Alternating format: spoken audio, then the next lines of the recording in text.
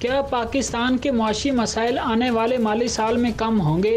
پاکستان کے معاشی مسائل دن بدن گمبھیر ہوتے جا رہے ہیں اور صورتحال یہ ہے کہ حکومت سمیت کسی بھی ادارے کو ابھی تک معاشی حالات کس طرف جا رہے ہیں کا اندازہ نہیں ہو پا رہا۔ تاہم وفاقی حکومت نے آئندہ مالی سال کے دوران جاری کھاتوں کے خسارے کا تخمینہ 9 ارب 20 کروڑ ڈالر لگایا ہے، جس کا مطلب ہے کہ پاکستان کو آئندہ مالی سال کے دوران 34 ارب ڈالر کے بیرونی اخراجات کی مساوی رقم درکار ہوگی، جبکہ جاری کھاتوں کے خسارے اور بیرونی امداد کی ضروریات کے پیش نظر برآمدات اور ترسیلات زر میں زیادہ نمایاں اضافہ ہوتا نظر نہیں آتا۔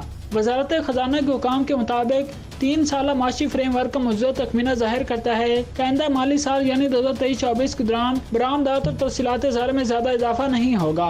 آئندہ مالی سال کے لیے برآمدات اور ترسیلات زر کے مجموعی حجم کا تخمینہ 61 ارب ڈالر لگایا گیا ہے، جو ملک کے مجموعی درآمدات کے تقریباً مساوی ہے، اور اسی لیے حکومت کو آئندہ مالی سال کے اخراجات کے لیے مزید بیرونی قرضوں کی ضرورت پڑے گی۔ اس کے علاوہ چین، سعودی عرب اور متحدہ عرب امارات سے لیے گئے پہلے قرضوں کی ری شیڈولنگ بھی کرانا ہوگی، اور عالمی مالیاتی فنڈ سے نئے پروگرام کے حصول کے لیے ضرورت بھی بڑھ گئی ہے۔ وزارت خزانہ کی تخمینے کے مطابق آئندہ مالی سال کے دوران کرنٹ اکاؤنٹ کا خسارہ بڑھ کر 9 ارب 20 کروڑ ڈالر تک جا پہنچے گا، جو مجموعی قومی پیداوار کا 2.3% بنتا ہے۔ کرنٹ اکاؤنٹ خسارے کا یہ تخمینہ رواں مالی سال کے مقابلے میں 31% یا 2 ارب ڈالر 20 کروڑ ڈالر سے زائد ہے۔ رپورٹ کے مطابق رواں مالی سال کے دوران برآمدات 30 ارب ڈالر کی سطح تک پہنچنے کے امکانات ہیں۔ تاہم عالمی تجارتی صورتحال کے پیش نظر یہ برآمدی حجم 28 ارب ڈالر کے قریب رہنے کا امکان ہے، جبکہ بجٹ میں برآمدی ہدف 38 ارب ڈالر رکھا گیا تھا۔